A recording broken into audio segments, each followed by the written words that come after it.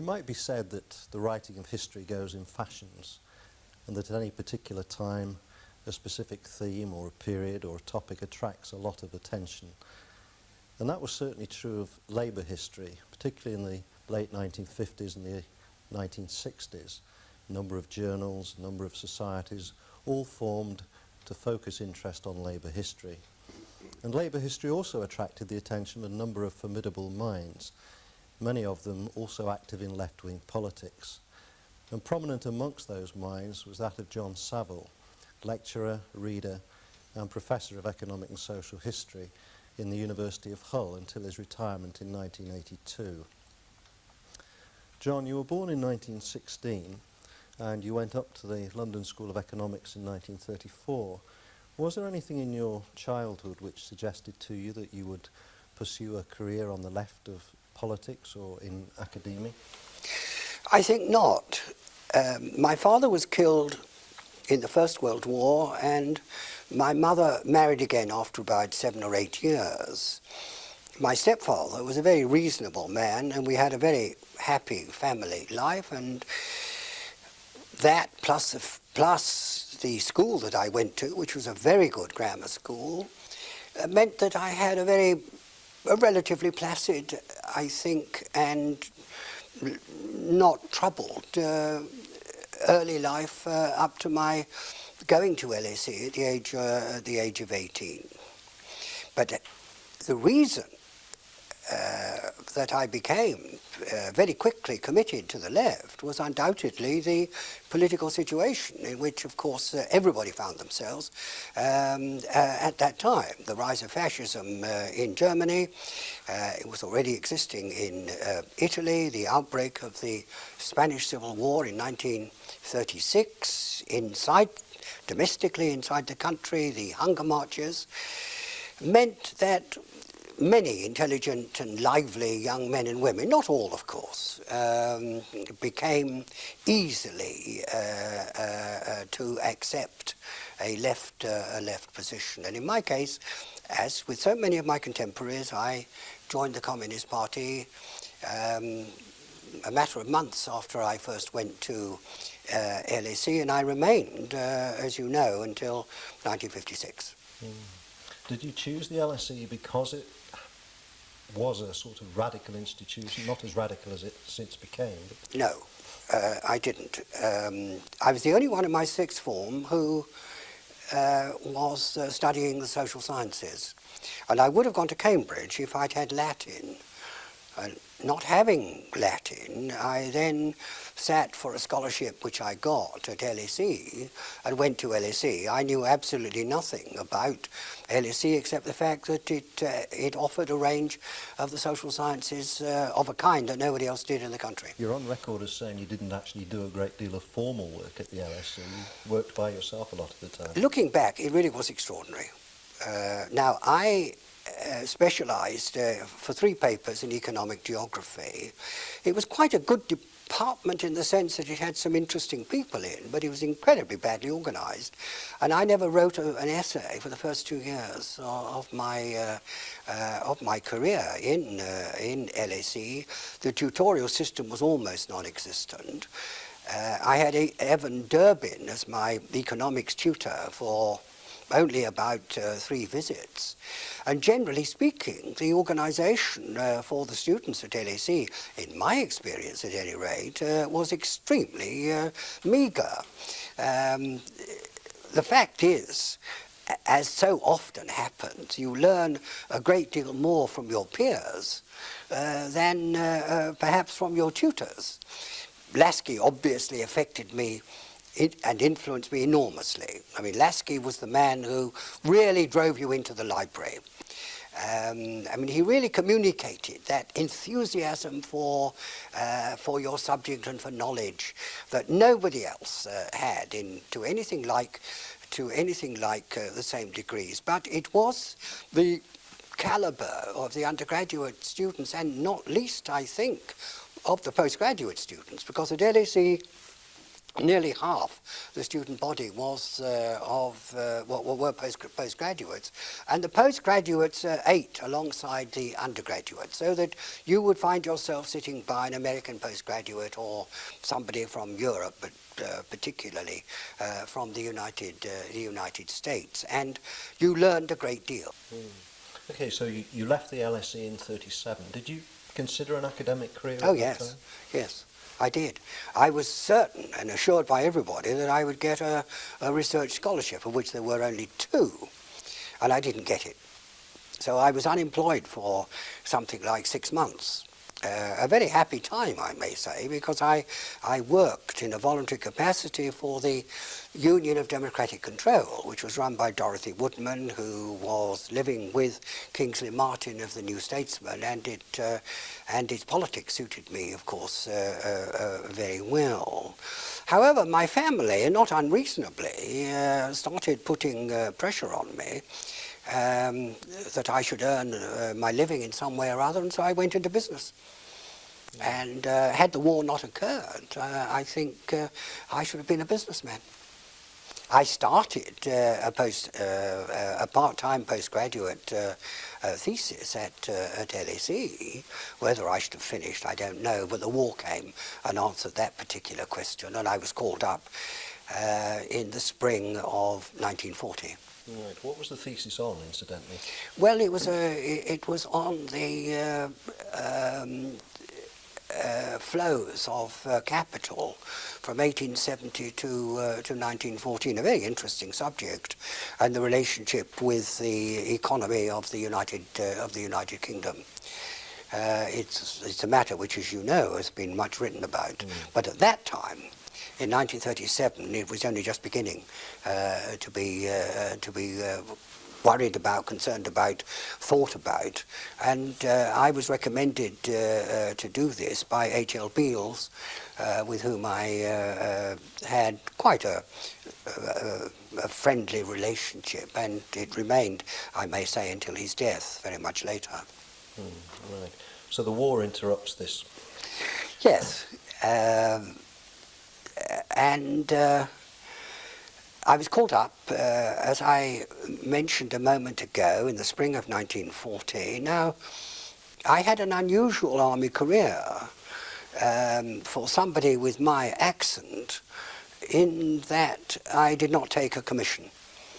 The British Army normally operates on the basis that if you have a middle-class accent, as I had, you were obviously material for the officer class, so that within a week or 2 of my being called up, I was in fact, it was in fact suggested to me that I should consider seriously an officer training course.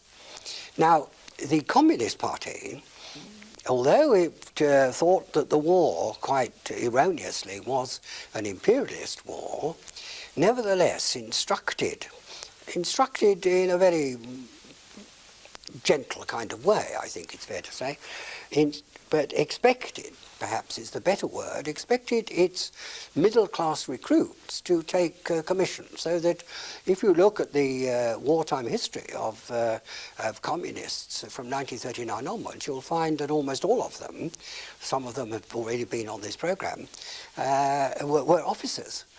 And I was unusual in that I argued with King Street, which was the headquarters of the CP, that this was an absurd idea, that if there was any trouble, and I had no idea in 1940 what trouble meant in the army, but if there was any trouble, it would be better to be outside the officers' mess than inside it. So I refused a commission. And for my pains, sins, or whatever, was in the end forcibly promoted to Sergeant Major, and remained that until the end of the war. Was there a lot of interest amongst the soldiers that you were with in politics? No. I joined up with mostly East End working class blokes who were, I would have thought, wholly cynical about the war, who only wanted to get back to civilian life, who were extremely pleasant to be with. They were just very good comrades. But it must be said that they really were not interested in the war. Were you conscious of any radicalisation going on in them though, over the course of the war? Because after all, the 1945 election might suggest that something had changed. Well, I think you have to talk now about post-Beveridge. I think you have really to talk about the years 1943, 44 and 45, when undoubtedly I think there was some radicalisation going on, although I'm bound to say that the historians who have stressed and emphasised the radicalisation of the army have probably taken their examples from a fairly limited, series of case studies. There is no doubt that with the Cairo Parliament and the similar parliaments elsewhere, that there was a certain degree of radicalisation going on. It's much more, I think, an anti-Toryism that as the war went on, if you use the argument, remember the depressed areas, remember the hunger marches, this began to echo and to have some sort of resonance. And while I certainly would not play down the radicalisation that had taken place by 44, 45, I think it's fair to say that most historians have probably over-exaggerated it and emphasised it. And I say this in spite of the fact that I myself, by 44 and 45 in India, was in fact involved in very considerable political activities, both in the army and on the fringe of the army. And in February 1946, just before I came back to England and was demobilised, I was involved from the outside in one of the really important RAF strikes that took place at that time against the slowness of demobilisation, which was, in this particular case, in Karachi, actually led by communists who were part of a group of which I was chairman. Did you run into any opposition in the army because of your political views? I was thinking as well that immediately after the war you go into the civil service, I think, and I wonder whether you came across people who were very suspicious of you because of your political sympathies. I don't think so. Certainly not in the army. But in the post-war years, I mean, in the immediate post-war years, I came back in the spring of 46 and stayed in the civil service until 47, by which time, by the summer of 47, the Cold War was, of course, already getting underway, and undoubtedly I would have had, I think, very considerable problems had I stayed in the civil service. Indeed, if I hadn't taken the job at Hull, very much against the advice of all my friends, Hull, they said, where the hell is Hull? But if I hadn't taken the job in Hull in the summer of 47, I don't think I would have got an academic job. Because after that, you were competing with chaps, mostly chaps, who had come through the war and who'd got their degree in the summer of 47 and who were backed by their various professors. In the case of history, I mean, there were two people in the late 40s and throughout the 50s who were largely responsible for jobs. Largely, I don't say in every case. These two were T.S. Ashton of LSE, and the other one was Poston, of course, of Cambridge. And certainly in terms of economic history, there was hardly any social history. But in terms of economic history jobs, in the late 40s and 50s, Ashton and Poston more or less divided it between themselves. Now, you started then, I suppose, your career of publishing, and particularly in the field of labour history, with which you're very much associated. I suppose there's an obvious reason why you found labour history attractive, given your politics. Yes. It's also a personal matter. I was a very close friend of James Jeffreys, James Jeffreys got a first at LSE. He was a year ahead of me. He got a leave home to America, did a doctorate in 2 years, worked in a Coventry factory during the war, and wrote The Story of the Engineers, which is a very good trade union history, in 1946. And I think it was his influence that shifted me when I came back from the army, having been, after all, out of any kind of intellectual life in England for 8 years. I think it was Jeffreys who interested me in labour history in the first place. Secondly, of course, I started, as soon as I came back, or almost as soon as I came back, attending the Communist Historians Group. Now, this was a group which was formed in 1946, which originally, its intention was simply to look at A.L. Morton's People's History of England, which has been published in 1938, and suggest a series of revisions. But the Communist Historians Group, in my own experience, lasted for 10 years, and we divided up into periods, so that Eric Hobsbawm and myself and others were in the 19th century. We had almost nobody in the 20th century. There was the very important 17th century group around Christopher Hill. There was an early modern group. There was a medieval group around Rodney Hilton. There was a very important classics historians group, Benjamin Farrington and George Thompson and that sort of person. The Communist Historians Group for me, after about 1950, was increasingly important. We met, I suppose, 2, 3, sometimes 4 times a year, but 2 or 3 times a year usually. Occasionally, in 2 or 3 years, we all gathered together at a house, at a holiday home or holiday house in Hastings. And I remember in 1954, perhaps 55, we had a whole week where we started in early medieval times, and everybody read a paper. So we had about 2 or 3 papers a day, and going right through into the early 20th century. And for me, of course, the intellectual contact with people like Victor Kiernan and Christopher Hill and Hilton, and especially, of course, Hobsbawm in the 19th century was, I think, of very considerable importance. Now,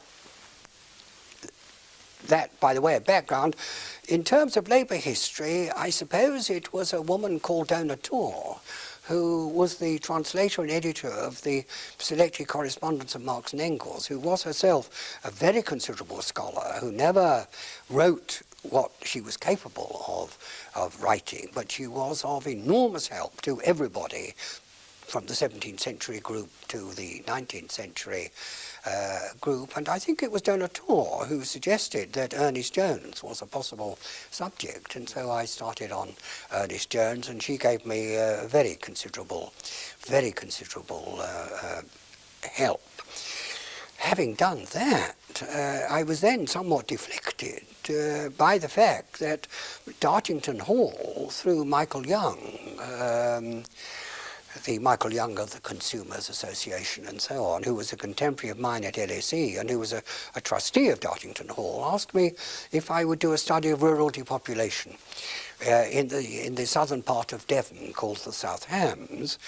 And so I went to Dartington and spent 3 extremely enjoyable months there in 1950, and decided to turn the study into a national study. And I published in 1956 my Rural Depopulation in England and Wales, 1851 to 1951. In between, I had kept going some of my labour history studies, having edited the first volume, I think, of any collection of Marxist essays called Democracy and the Labour Movement, and my own contribution was on Christian socialism, the Christian socialists of 1848. And from that time, when I'd finished Rural Depopulation, which I enjoyed, I may say, enormously, it widened my intellectual horizons, I think, considerably, since I'd never done population studies before, and was very important, I think, intellectually for me.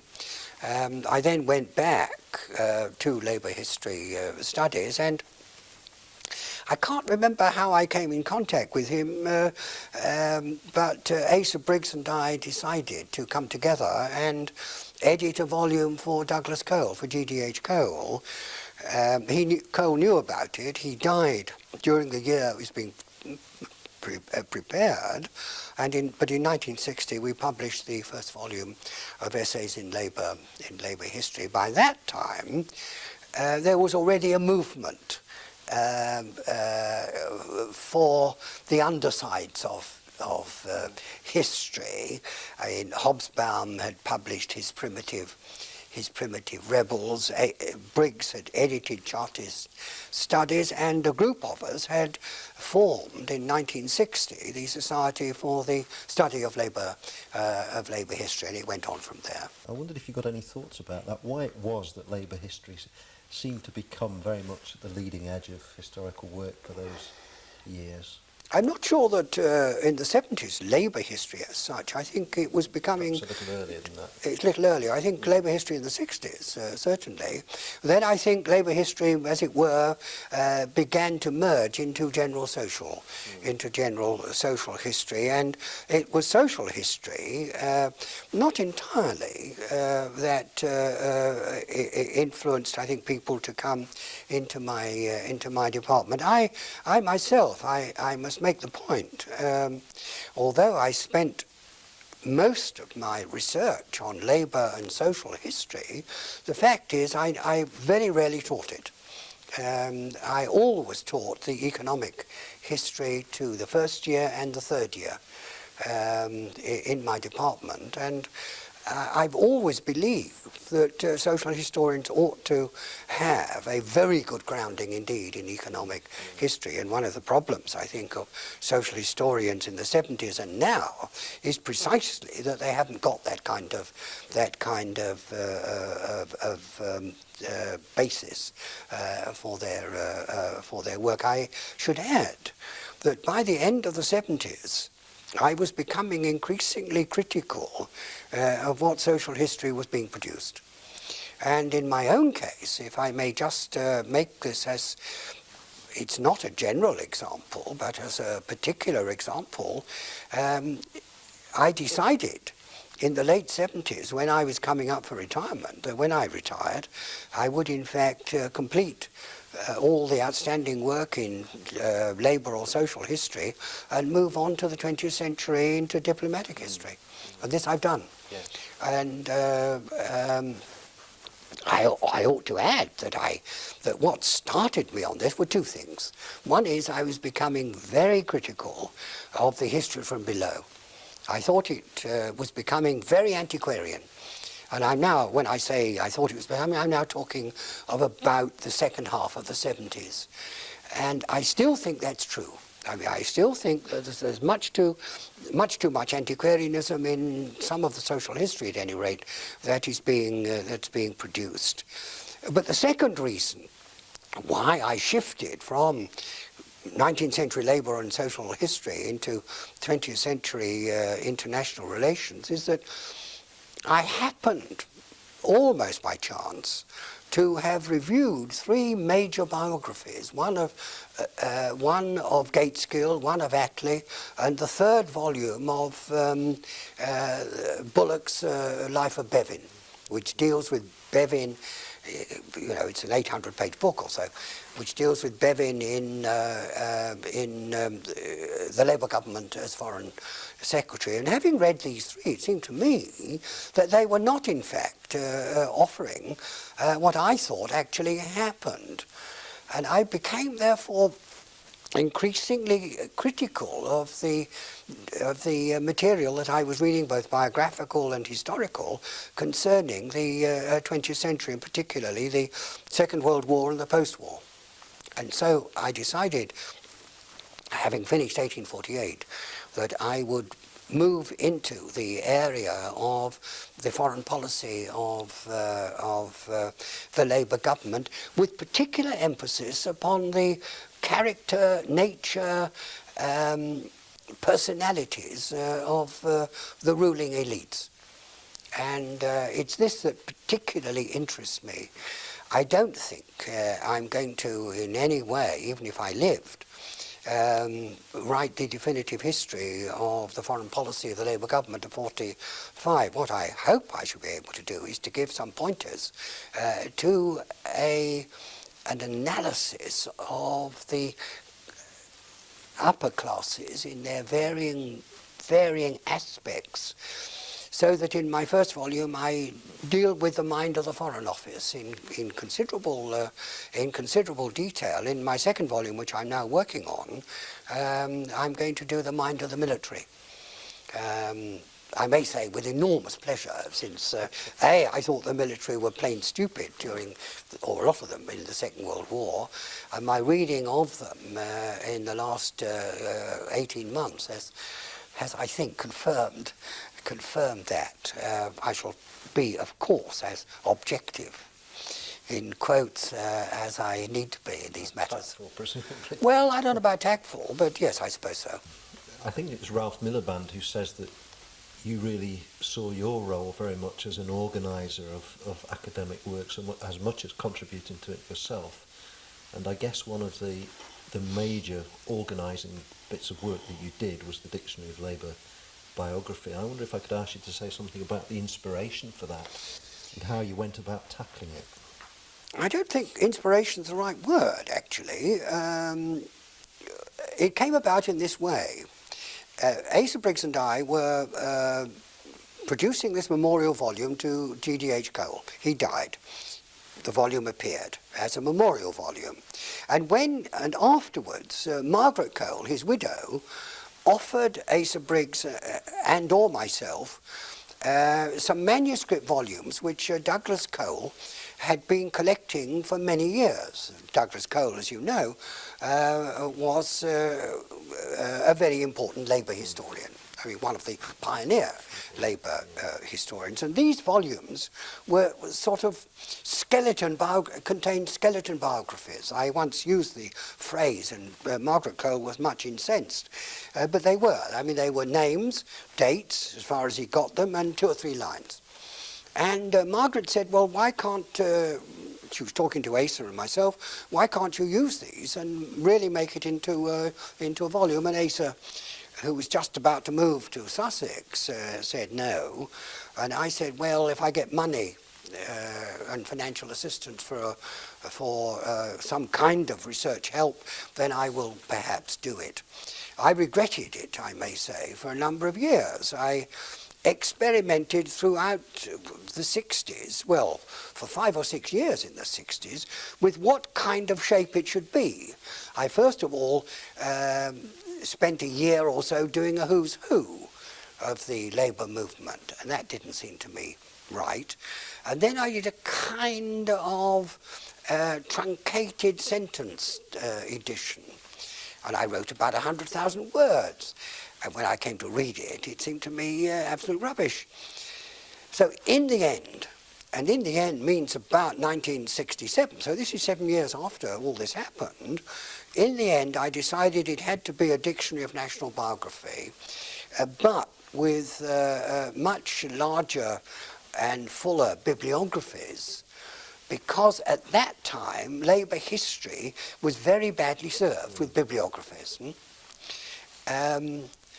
And so I was fortunate in getting a research assistant, Joyce Bellamy, who is not an historian, who up to that time, I think probably, I'm not sure I should say this, had voted Tory, who proved to be exceedingly competent at what she was asked to do. And she did all the correspondence and the and checked the bibliographies and turned herself into one of the outstanding copy editors of our time. And I've been very fortunate indeed in having her. The text of all the entries is my responsibility. Well, the first volume, I think, is not a particularly good volume. I think the shape of the dictionary started taking its place with volume 2. I planned it, however, from the beginning that it should go on ad infinitum. So, unlike the usual biographical dictionaries which are from A to D and E to G and so on, my dictionary is A to Z. And for that, you therefore must have a consolidated name index. The other innovation I introduced was a subject index, which is very unusual, and I had to plan the subject index from volume 1 so that it could be more or less run through all the subsequent volumes. Now, obviously there have had to be some changes, but actually if you look at volume 9, most of the headings in the subject index are those which are in volume 1 and 2. The third thing was that we produced serious bibliographies.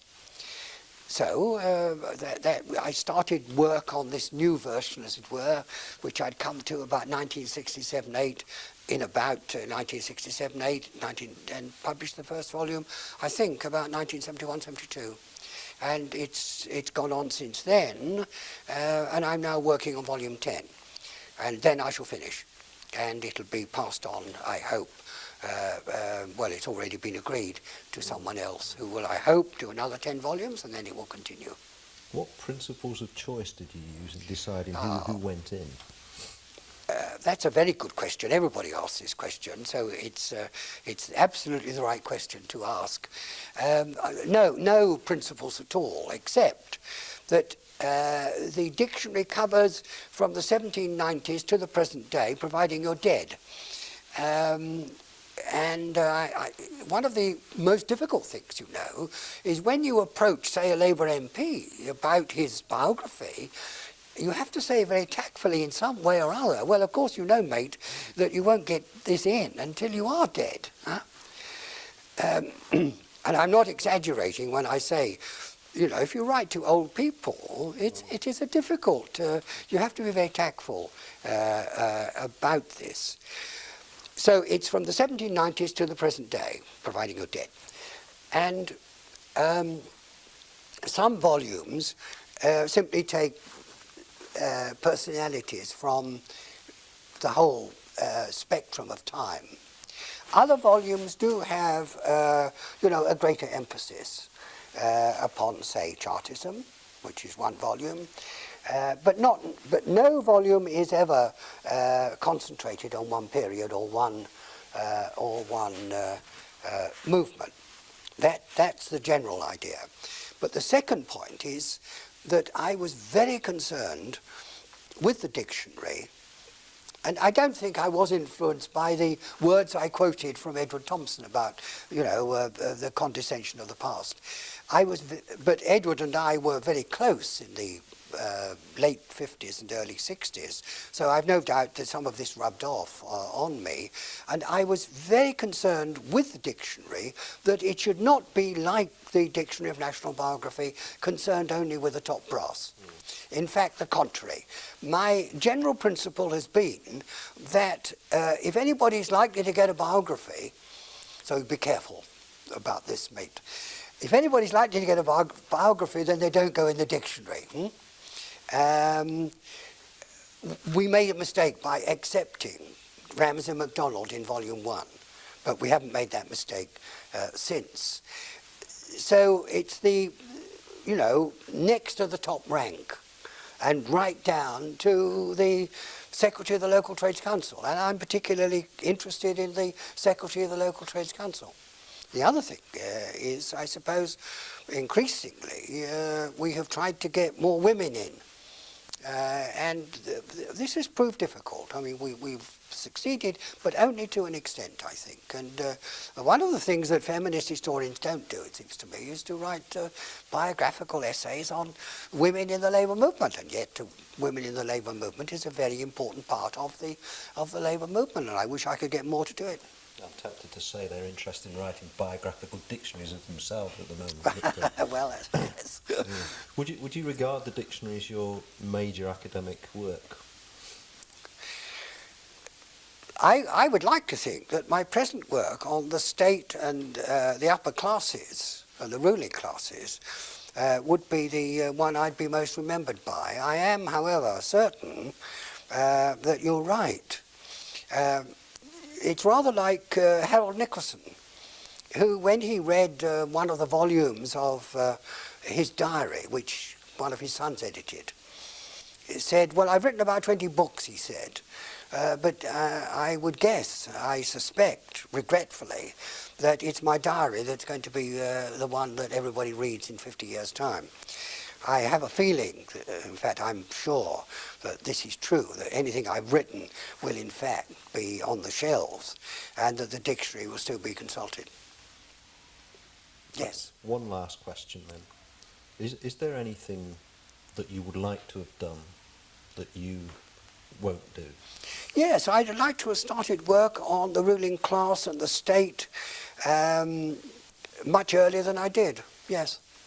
And I much regret that, after all, I'm in my 80th year, I much regret that I'm now having only to do the second volume of this, and it won't be published for another 2 or 3 years. John Saville, thank you very much.